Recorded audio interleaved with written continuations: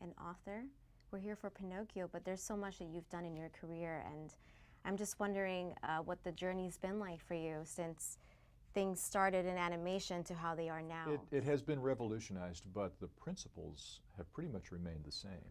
And that is one of the remarkable things about Pinocchio, I think, that it's made just at the time when the Disney studio had pioneered this whole idea of personality animation, so that the character that you see on the screen isn't just moving, but is actually a convincing character. And you know it's not real, but you can still be convinced and enter into the story.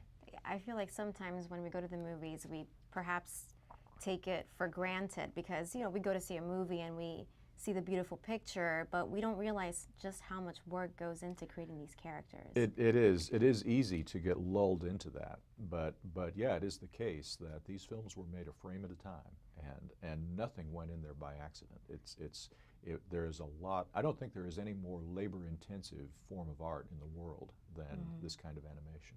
Have you ever considered being an animator yourself?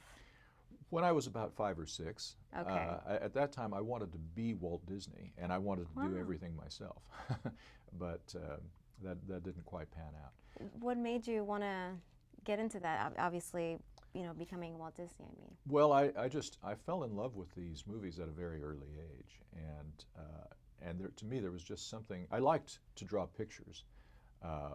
But to me, there was something so striking about the fact that the pictures moved and seemed to be alive, and were moving on a surface the size of a building. I mean, this was in a movie theater, you know. So I was just taken with that at a very early time and wanted to be involved with it somehow. Do you recall the film that just really made you want to get into this line of work? Well, the earliest one I remember was a reissue of Cinderella. Oh, really? And I was about 5, and I still have a pretty vivid memory of that screening. We were just looking at the way the dress was made and all the frames. I think it was 24 drawings that equal a second. I'm like, how is that even possible? I'm in awe. It is mind-boggling when you think about it. Yeah. Now, it's also the case that the Disney studio worked out this system where the master animators would make the key drawings, and then other artists would fill in the ones that came in between. Okay. But you're still talking about a tremendous amount of work. Yeah. Well, you still have a lot of work as a film historian, as an author as well. So tell me a little bit about that. How did you lean toward the writing? Well, I have to admit, the truth is that it's just, these are things that I really love. So I always think that writing a book is just an excuse to do the research. Okay. And the research is the fun part.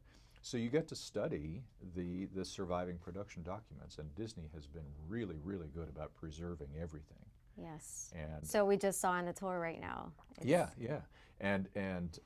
So it's just a chance to really study what they were doing and kind of get inside the whole process of what it was like to make the film in the first place.